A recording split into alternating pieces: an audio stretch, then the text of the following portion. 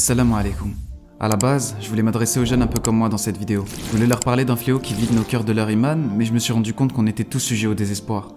Qu'on soit enfant, jeune, vieux, homme, femme, un père, une mère, un frère, une sœur, un mari ou même une mariée, il arrive qu'on se sente écrasé sous le poids d'une montagne comme si notre cœur était en train de cuire au plein milieu d'un volcan et que notre vie était secouée au centre d'une tempête. Quand on est dans cet état, on a l'impression que personne peut nous comprendre. Et c'est une vérité, personne peut nous comprendre. Et comme on n'arrive jamais à extérioriser, on finit par vivre avec la plupart du temps et on fait comme si ça n'existait plus. Alors aujourd'hui, il n'y a plus rien qui va. Avant, on imaginait tout le temps notre avenir. On prévisualisait notre futur, on avait des projets, on a nourri des ambitions et des rêves, et quand on a dû faire face à la réalité, rien ne s'est passé comme prévu. Des fois, j'ai même voulu que Dieu m'accompagne dans mes démarches, et puis ça n'a rien donné. J'avais mis tous les efforts du monde et je pensais qu'il m'accompagnerait, mais j'ai enchaîné échec sur échec et j'ai fini par abandonner. Quand j'y repense, j'ai vraiment détesté ça. وعسى أن تكرهوا شيئا وهو خير لكم وعسى أن تحبوا شيئا وهو شر لكم والله يعلم وأنتم لا تعلمون. Le prophète sallallahu alayhi wa sallam disait Yu'jibuni al-fa'lu al-hasan.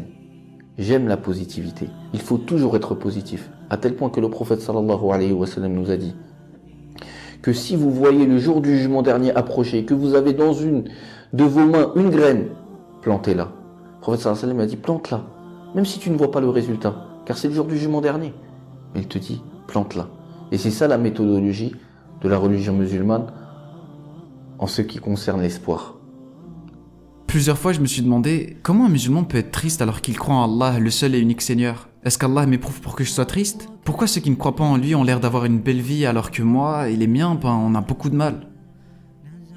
J'ai étudié ma religion pour comprendre ce monde et quand j'ai compris que c'était la vérité, je me suis dit que si les gens croyaient comme le prophète sallallahu alayhi wa sallam avait cru, il n'y aurait plus jamais de problème. Mais la sunna demande que les uns fassent des sacrifices et que les autres fassent des efforts. Et comme personne n'a voulu les faire, on s'est retrouvé avec plein de problèmes au sein de notre communauté. Et même quand tu essayes de suivre le chemin du prophète sallallahu alayhi wa sallam, certaines personnes de ton entourage finissent par dire que t'as tout faux, qu'Allah il t'aime pas, qu'il t'a abandonné et que c'est pour ça que tu réussis jamais, et tout ça malgré les efforts que tu fais. Quant à moi, et je pense que c'est le cas pour toi aussi, j'ai envie de satisfaire Allah, mais eux ils me disent sans arrêt que, vu qu'ils sont pas satisfaits, Dieu lui aussi ne l'est pas. À leurs yeux, je passe pour un injuste, alors que j'essaye juste de faire régner la paix autour de moi. Ils m'ont tellement mis le doute que j'ai fini par avoir l'impression d'être le seul dans ma foi et que, dans tous les cas, j'irai en enfer. أحسب الناس أن يتركوا أن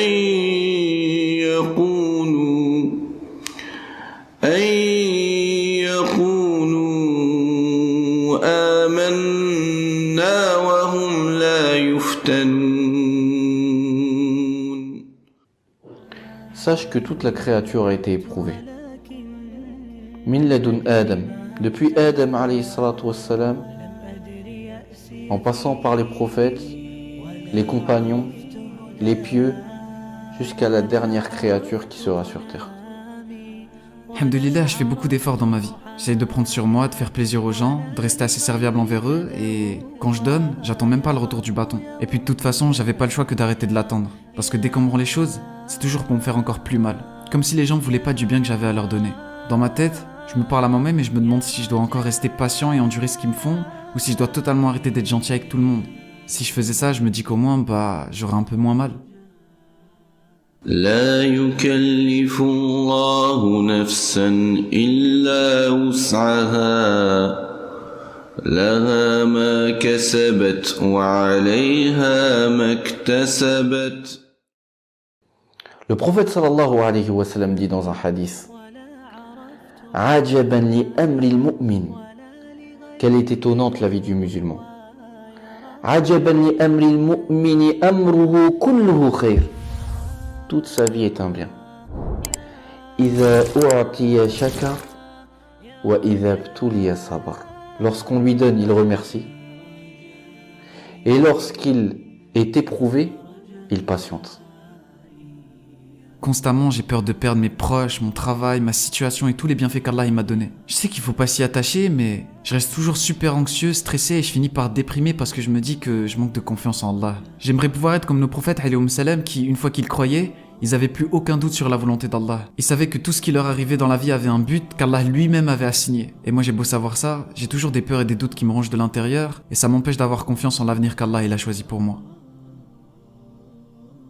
En réalité, j'arrive même plus à être éprouvé. La majorité du temps, dès qu'une épreuve s'annonce, je panique et je finis par perdre mes moyens. Je les affronte même plus. Je suis devenu tellement fatigué que je les laisse faire en attendant que ça passe. Mais à chaque fois, je suis sur le point de craquer. Chaque fois que je me repens, j'essaye de faire le nécessaire pour pas retomber. Mais vu que je me donne pas au maximum, je finis toujours par tourner à certains de mes mauvais comportements. Concernant le fait que je me donne pas au maximum, c'est peut-être juste une excuse. Mais j'ai peur que si j'en fasse trop, j'arrive plus à tenir. Le truc, c'est que je suis sûr que j'aurais pu éviter de retomber dans certaines situations, et je m'en veux à chaque fois parce qu'Allah, il continue de prendre soin de moi malgré tout ce que je fais. Et pas juste de moi, on parle aussi de mes affaires, de ma famille et de tout ce qui m'entoure. Alors qu'au fond, moi je sais que je mérite pas tout ça. Me savoir aussi ingrat envers mon Seigneur, ça me fait désespérer. J'ai peur qu'un jour, il me pardonne même plus, ou encore pire, qu'il m'aime plus du tout. قل يا عبادي الذين أسرفوا على أنفسهم لا تقنطوا من رحمة الله إن الله يغفر الذنوب جميعا إنه هو الغفور الرحيم. Al-mu'minu yubtala, le croyant il est éprouvé mon frère. Mais il ne faut pas désespérer, car le fait de désespérer de la miséricorde d'Allah Azza wa Jal, ceci peut te ramener même à la négation, à la mécréance. Quand j'y repense, j'en arrive à me demander si un jour je serai heureux dans ma vie et si cette situation va changer un jour. Qu'est-ce que je dois faire pour vraiment connaître le bonheur ? J'ai beau être libre à l'intérieur, je me sens comme dans une prison et des fois je me demande pourquoi ça n'arrive qu'à moi. Je me sens totalement impuissant et encerclé par l'injustice qui m'entoure. Et il y a une question qui tourne dans ma tête, qui peut changer les choses si moi j'y arrive plus ? Je suis musulman, je crois en Allah, je veux pas perdre ma foi. Mais dans toute cette négativité, comment je dois faire pour tenir bon ? فما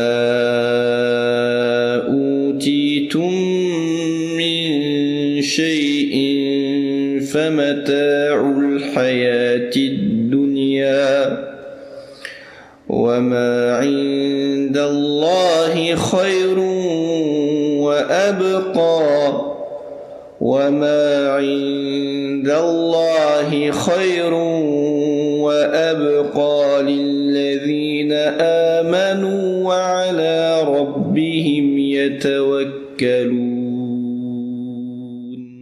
Tu connais l'histoire d'Ibrahim alayhi salatu wassalam. Lorsqu'il a débattu avec son peuple, et lorsque le débat n'a pas marché, il est parti, sallallahu alayhi wa sallam, casser les statues qu'ils adoraient en dehors d'Allah, azza wa jal. Ils ont décidé de le catapulter dans un feu ardent.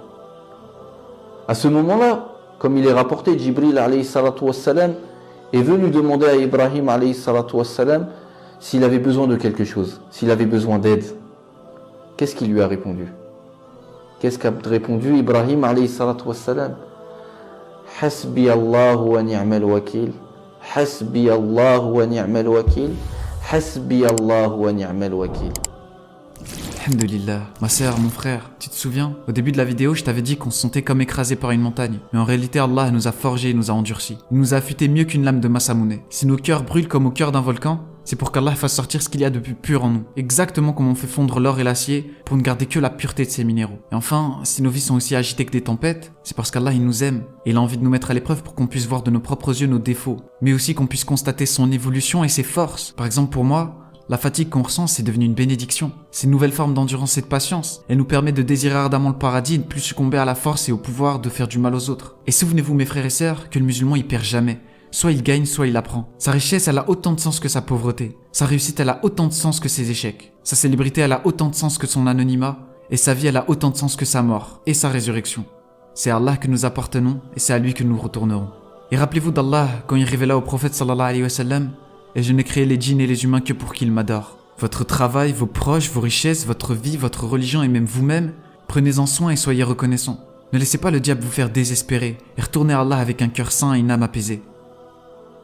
Chers frères et sœurs, c'est un message d'espoir et d'amour que je vous demande de transmettre tout autour de vous. Et j'espère de tout mon être qu'Allah nous agréera et qu'on se retrouvera tous ensemble au paradis. Amin. وقيل للذين اتقوا ماذا أنزل ربكم